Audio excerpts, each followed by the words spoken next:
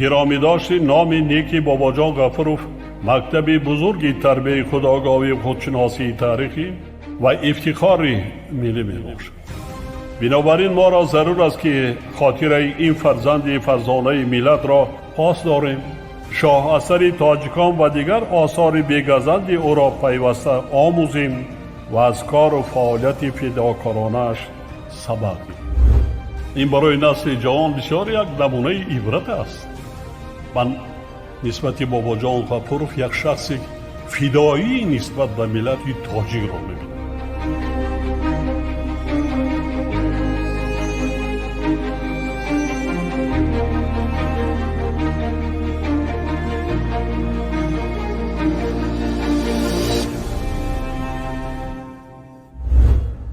درود شنونده های گرامی، به توجه شما گفتار ادبی از سلسله خوانش بدیعی از روی کتاب تاجیکان اکادمیک بابا جان غفورov، نشر مختصر علمی عاموی، راوی هنرپیشه خلقی تاجیکستان قربان صابر.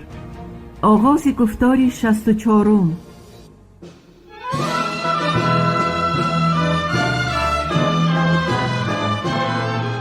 بابا جان غفورov، تاجیکان. تاریخ قدیمترین، قدیم، عصر میانه و دوره نو. شرح و توضیح مختصر علمی و عاموی. فصل 5.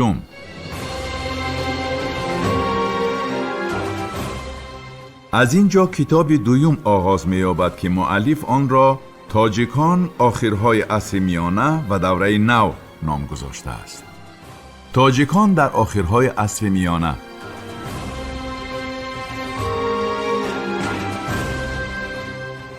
فصل 5 تاجیکان اکادمیک بابا جان غفورov از 3 باب عبارت بوده و این انعکاس تاریخ خلق تاجیک در عصرهای 16 میانه های عصر 19 بخشیده شده است. عالم شناخته حیات سیاسی، اجتماعی و اقتصادی و فرهنگی خلق تاجیک در دوره حکمرانی خاندان‌های شیبانیان 1500 1601، جانیان، اشترخانی‌ها 1601 1785، امارت بخارا 1785 1920 و خانی خوقند 1709 1876 تا اصطلاح روس‌ها میانه عصر 19 در زمینه مواد معتمدی تاریخی، پیش از همه آثار خطی و پژوهش‌های عالمان خارجی و وطنی، موشکافانه موردی تحلیل و تشخیص قرار داده است.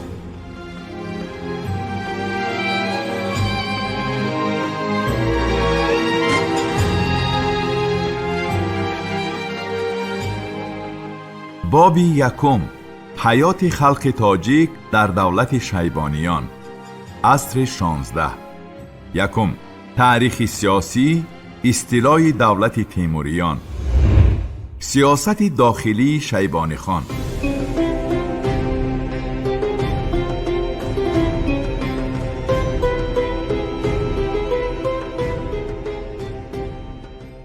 در این باب اکادمیک غفورov درباره هجوم ازبک های بادیانشین که در تاریخ با نام شیبانیان شناسایی شدند و ماوراء نهر و خراسان و اشغال این سرزمین ها سخن کرده، مسائل سیاست داخلی دولت شیبانیان، مبارزه شیبانیان با نماینده خاندان تیموری ظهورالدین بابور، وضع آسیای میانه در نیمه اول عصر 16، نزاع‌های داخلی به سر قدرت آمدن عبدالله خان شیبانی و جمع کردن ملک خاصه، مناسبت‌های اجتماعی و اقتصادی از جمله راجع به مالکیت و استفاده زمین، کسب و هنر، تجارت داخلی، معاملات پولی، تجارت خارجی، مناسبات دیپلماتی و اینچنین مدنیت مادی و معنوی را بررسی کرده است.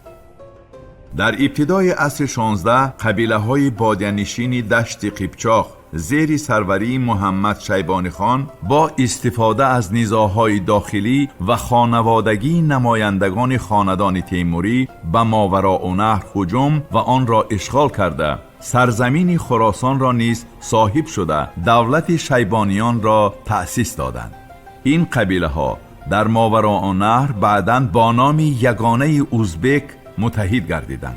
شیبانی خان از خاندان چنگیز بوده. بابای او ابوالخیر خان در نیمه اول عصر 15 اتحاد بزرگ قبیلوی را در سرزمینی از پایاناب دریای سیر تا سیبیر که در منابع تاریخی با نام دشت قیپچاق معروف است تشکیل نمود. این اتحاد تشکیل نموده عبدالخیر خان بی پایه اقتصادی بود و بعد از وفات او از میان رفت. شیبانی خان خواست که این اتحاد تشکیل نموده بابایش را دوباره برقرار کند.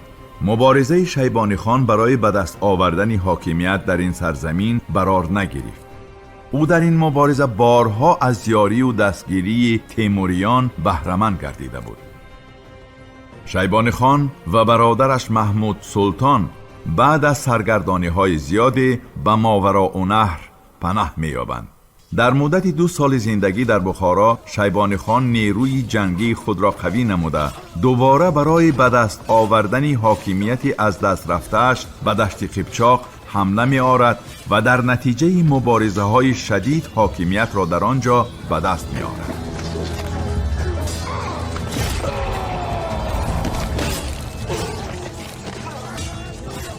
ثروت زیاد، نظام استوار اداره دولت در ماوراءالنهر و در برابر این افزای پراکنده سیاسی این سرزمین اندیشه به دست آوردن این کشور را به شیبانی خان تلقین می نماید.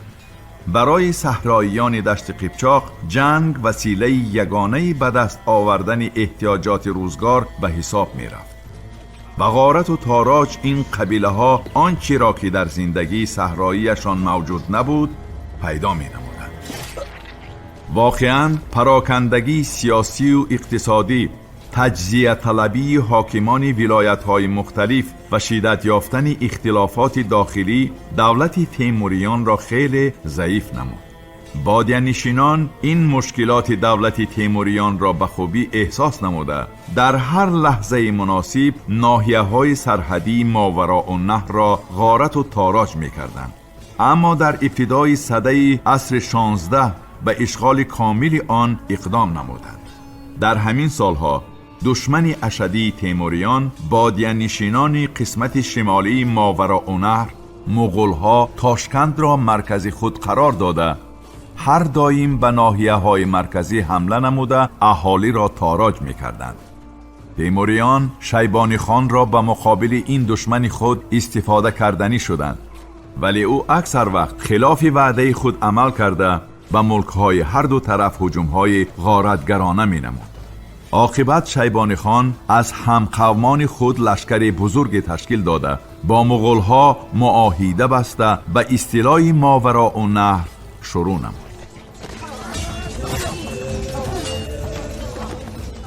سال 1500 شیبانی خان با کمک حاکم تاشکند محمود خان مغول که 5000 سرباز را در اختیارش گذاشته بود به جانب سمرقند لشکر کشید و شهر را به محاصره گرفت.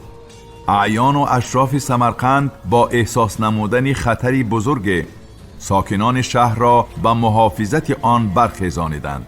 این زمان بود که حاکم بخارا محمد باقی ترخان با 10,000 لشکر تصمیم گرفت به سمرقندیان محاصره شده یاری نماید. اما شیبانی خان دست از محاصره سمرقند برداشت و به پیشواز آنها رفت. در نزدیکی قلعه دبوسیه به محمد باقی ترخان شکست داد. این پیروزی باعث شد تا شیبانی خان به جانب پایتخت دوم ماوراءالنهر شهر بخارا لشکر کشد و شهر را در محاصره گرفته آن را به جنگ به دست آورد. تسلیم نمودن بخارا به شیبانی خان از جانب روحانیان و اعیان و اشراف شهر بر روحیه محافظان سمرقند ضربه جانگداز زد. علاوتاً این زمان بود که میان حاکم سمرقند سلطان علی میرزا و حاکم سابق تیموری قلعه اترار محمد مزید ترخان که بعد ضبط اترار از جانب مغولان به سمرقند پناه برده بود و تمام قدرت اداری در دستش قرار داشت، نزاع به عمل آمد. نزاعهای داخلی و قصد به جان همدیگر کردن اعیان و اشراف سمرقند خاتمه نداشت.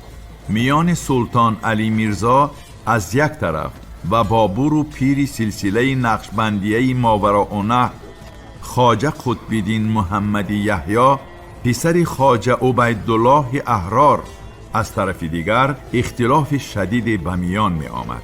سلطان علی میرزا از آن هراس داشت که با آن توجهی که خواجه قطب‌الدین محمد یحیی به بابور دارد، امکان آن شاید فراهم شود که بابور به تخت سمرقند بنشیند.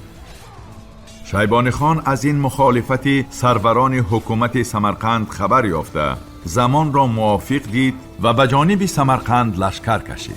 سلطان علی میرزا از ترس رفتن حکومت به دست دشمنان داخلیش به سرنوشت شهر و شهریان سمرقند خیانت کرده، پنهانی توسط نامه به شیبانی خان از تسلیم شهر خبر می‌دهد. خواجه یحیی از خیانت سلطان علی خبردار شده راهبری حمایت شهر را به اختیار خود می‌گیرد. اما مردم ناامید و پریشان سمرقند به دعوت خواجه یحیی برای دفاع شهر بی ربطی نشان می‌دهند و اعیان و اشراف شهر با تحفه‌های فراوان به نزد شیبانی خان می‌روند. همین طور سال 1500 شهر سمرقند بی نبرد به شیبانی خان تسلیم می شود. بابور بعد از آن که سمرقند را ترک گفت به حصار آمد. تیر ماه سال 1500 او با تعدادی از طرفدارانش از طریق کوههای فان و کیشتوت به طرف شهر سمرقند رفت. بابور باور داشت که ساکنان شهر در مبارزه بر ضد ازبکان کمکش خواهند کرد. این پیشبینی بابور درست برآمد و ساکنان شهر سمرقند همراه با بابور و طرفدارانش بر ضد شیبانی خان برخاستند. کوشش‌های شیبانی خان درباره نگاه داشتن حاکمیت در شهر سمرقند به نتیجه انجام یافت و بابور به تخت سمرقند نشست. با وجود اینکه بابور با جانبداری شهریان سمرقند و ایده از روحانیان شهر را از شیبانی خان پس گرفت، اما بر اثر طلب و تاراج لشکر شیبانیان سمرقند در حالت نهایت بحرانی قرار داشت. بابور نتوانست در برابر هجوم دیگر شیبانی خان که در ماه اپریل سال 1501 در موضع سریپول صورت گرفت از این شهر دفاع کند و به داخل شهر پناه برد. و مبارزان شهر سلاح نمی رسید و علاوه بر این در شهر از طرف شیبانی خان محاصره شده گرسنگی حکم فرمایی می کرد. گرسنگی تا حدی رسید که مردم گوشت سگ و خر را می خوردند. با در نظر داشته روز به روز مشکل شدن وضع، بابور در نیمه دوم سال 1501 سمرقند را ترک کرد. شیبانی خان این بار به طریق همیشگی بر سمرقند پیروز شد. به شیبانی خان بیش از همه ساکنان شهر قراکول مقاومت کردند. قراکول شهر در نزدیکی بخاراست. بعد ضبط این شهر، شیبانی خان آن را به پسر عمکش سیونج خواجه حمزه سلطان به داروغگی داد. حمزه سلطان اینقدر ستم به جان مردم روا دید که قشرهای گوناگون جامعه قراکول سال 1501 دست به عصیان زدند که در مرکز آنها مردمان بی بضاعت قرار داشتند.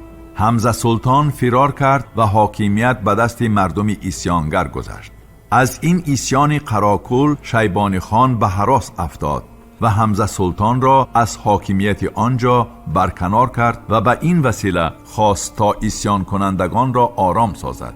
اما این اقدام شیبانی خان مردم قراکول را آرام نکرد و آن عصیان دوام یافت. مردم قراکول لشکر تازه وارد ازبکان با سروری بوبای سلطان را که شیبانی خان به عوض حمزه سلطان به قراکول تعیین کرده بود تارومار نمودند و خودی بوبای سلطان به اسارت افتاد. با در نظر داشت این گونه صورت گرفتن واقعه، شیبانی خان که در بخارا بود برای پخش این عصیان خود اقدام کرد.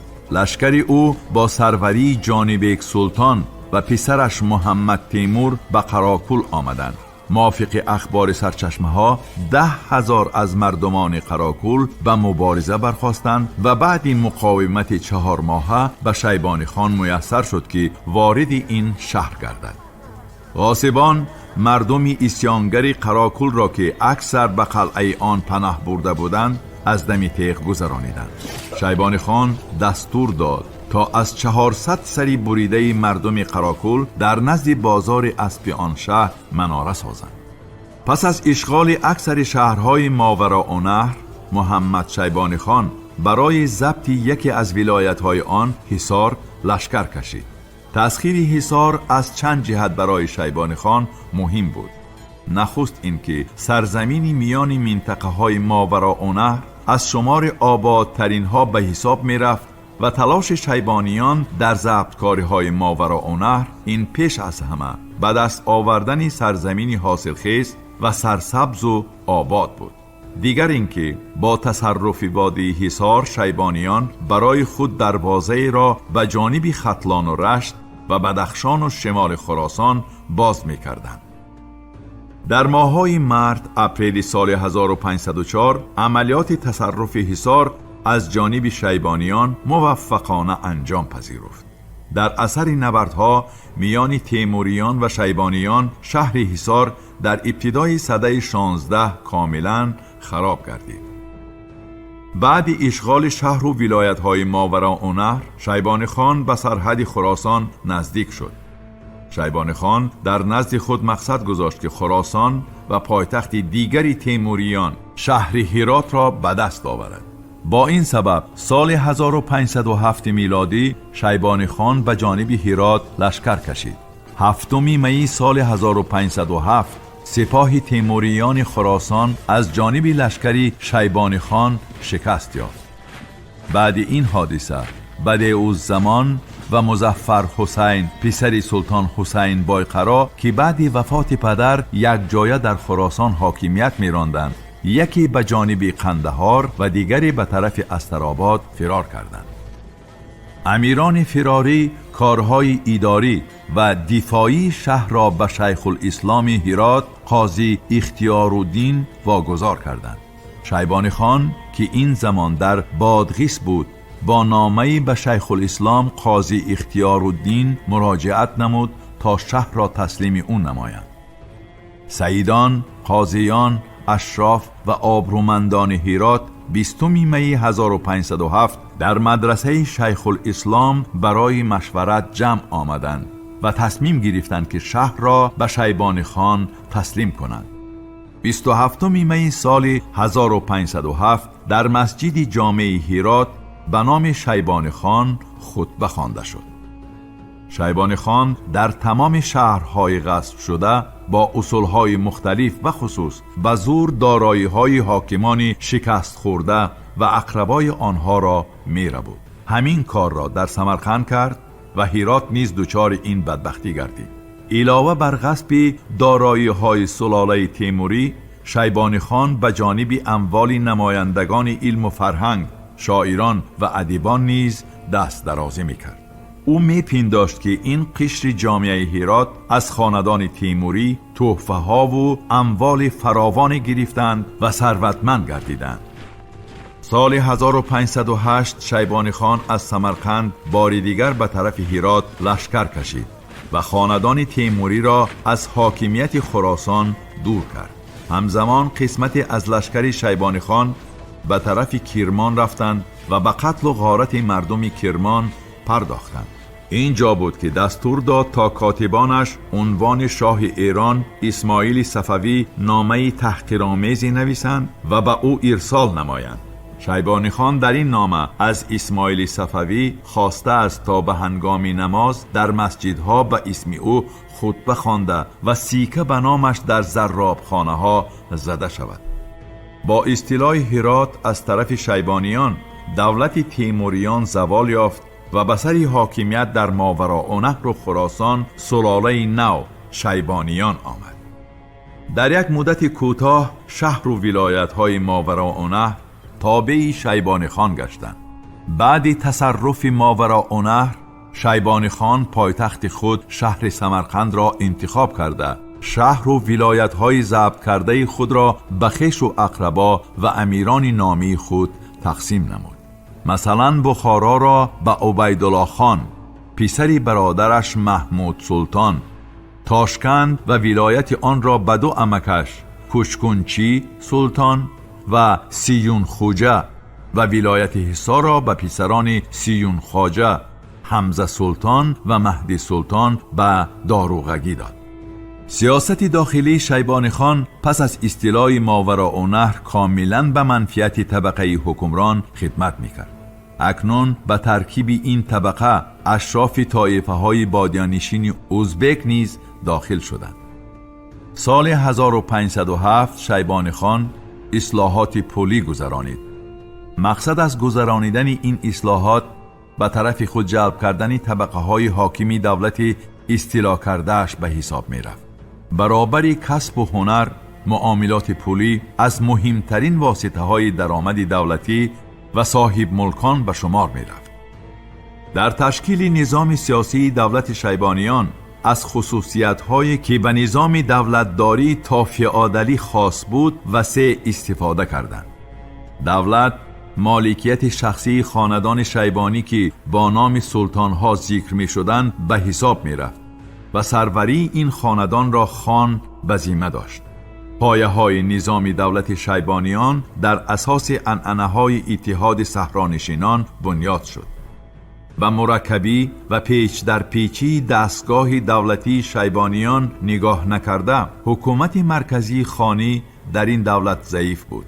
یکی از سبب‌های ضعیف بودن دولت این در حفظ کردن نظام اداری ملک‌های جداگانه که با نام یورت و اولوسیات میشد ظاهر می‌گردید. تمام قلمرو اشغال شده در ماوراءالنهر را شیبانیان میان نمایندگان خاندان خود و قبیله‌های با نفوذ ازبک به صفت یورت و اولوس تقسیم کرده بودند و هر حاکمی این و یا آن ولایت خود را در اداره آن کامل حقوق میپنداشتند. شیبانی خان به منظور بلند بردن نقش حکومت مرکزی خانی در ماوراءالنهر چند مدت پیش از مرگش اداره ولایت ترکستان را از کوچکنچی خان، بخارا را از عبیدالله سلطان و ولایت حصار را از حمزه سلطان و مهدی سلطان ربوده به دست خویش گرفته بود و به این سبب سلطان‌های مذکور در مقابل او قرار گرفتند. در اثر این سیاست میان نمایندگان خاندان شیبانی نزاع و درگیری‌ها به وقوع آمد که در آینده باعث ضعیف شدن و زوال دولت آنها گردید. نظام دولتی اداری در زمان حکومت شیبانیان در ماوراءالنهر در اساس ساختار قبیلوی و اولادی بنیاد یافته. این اصول اداری همه گونه کوشش‌های را در برقراری نظامی مرکزانیده شده اداره دولت رد می‌کرد.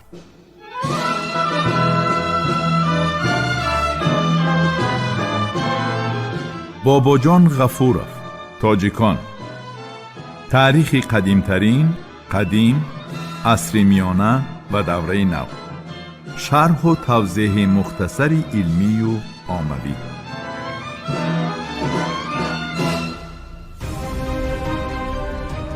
شنونده های گرامی، شما گفتار ادبی را از سلسله خوانش بدیعی از روی کتاب تاجیکان اکادمیک باباجان غفورov، نشر مختصری علمی عاموی را در قرائت هنرپیشه خلقی تاجیکستان قربان صابر شنیدید. محرر سیدزاده عابدجان، کارگردان عبدالمنان رحمان. این گفتار سال 2024 ثبت شده است. انجام گفتار 64. آموزش کتاب تاجیکان جوانان ما را هشدار می دهد که نیاگان فرزانه ما در مسیر تاریخ چه جایگاه مقدس داشتند. کتاب تاجیکان احساس خودشناسی ملی و زیرکی سیاسی را در دل و ذهن جوانان ما تحکیم می بخشد.